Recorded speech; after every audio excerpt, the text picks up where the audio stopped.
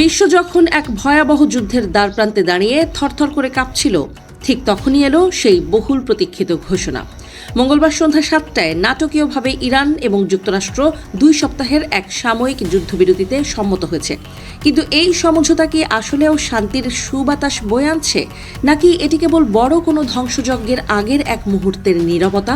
সেই প্রশ্নই এখন বিশ্ব রাজনীতির আকাশে ঘোরপাক খাচ্ছে। মার্কিন প্রেসিডেন্ট ডোনাল্ড ট্রাম্প অত্যন্ত ঘটা করে এই যুদ্ধবিরতির ঘোষণা দিলেও মুদ্রার উল্টো পিঠ বলছে অন্য কথা। সমরবিদ রবার্ট ফার্লের মতে এই বিরতি যেন কেবল বিবাদমান দুই পক্ষকে একটু দম নেয়ার সুযোগ করে দিয়েছে।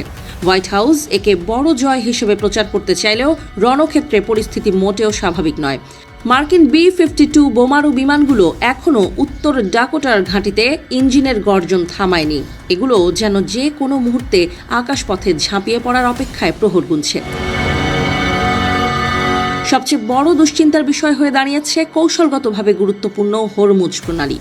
যুদ্ধের শুরুতেই বিশ্ববাজারকে স্থবির করে দেওয়ার হুমকি দিয়ে এই জলপথের নিয়ন্ত্রণ নিয়েছিল ইরান। মার্কিন প্রশাসনের ধারণা ছিল ইরান হয়তো এই অবরোধ তুলে নেবে, কিন্তু বাস্তবে ঘটেছে তার উল্টো।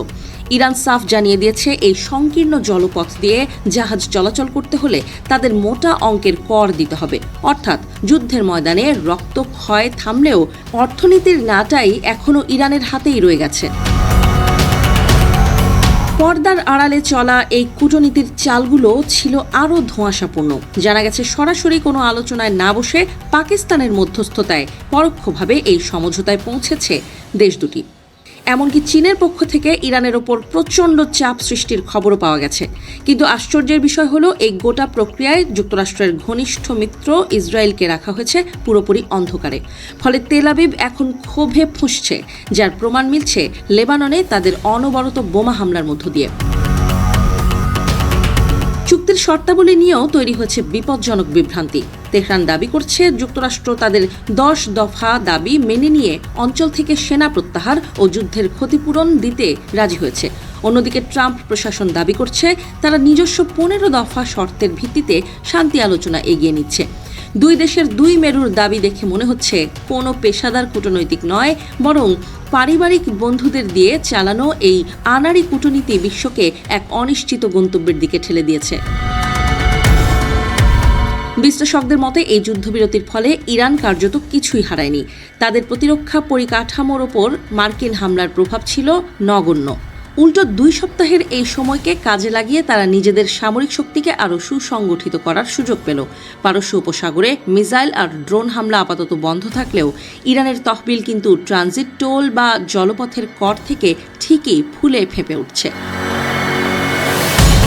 মধ্যপ্রাচ্যের ভূ রাজনীতিতে ইসরায়েল এবং উপসাগরীয় দেশগুলো ইরানের এই একাধিপত্যকে সহজভাবে নেবে না। ওমানের সাথে কর ভাগাভাগি করে ইরান যে আধিপত্য কায়েম করেছে তা সৌদি আরব বা আরব আমিরাতের মতো মার্কিন মিত্রদের দীর্ঘমেয়াদী দুশ্চিন্তার কারণ হয়ে দাঁড়িয়েছে। যে কোনো মুহূর্তে কোনো এক স্পয়লার বা স্বার্থান্বেষী গোষ্ঠীর উস্কানিতে এই ঠুনকো শান্তি তাসের ঘরের মতো ভেঙে পড়তে পারে। রবার্ট ফার্লে সতর্ক করে দিয়েছেন, যদি এই যুদ্ধবিরতির শর্তগুলো নিয়ে ধোঁয়াশা দূর না হয় তবে এটি যুদ্ধের সমাপ্তি নয়, বরং তৃতীয় ধাপের শুরু হিসেবে চিহ্নিত হবে। হোয়াইট হাউসের অগোছালো সিদ্ধান্ত আর তেহরানের চতুর চালের মাঝখানে এখন নতুন সমীকরণ। তেলের দাম এবং খাদ্যপণ্যের ঊর্ধ্বগতি বিশ্ববাসীকে মনে করিয়ে দিচ্ছে যে হরমুজ প্রণালীর চাবি যার হাতে, বিশ্ব অর্থনীতির লাগামও আসলে তার হাতেই।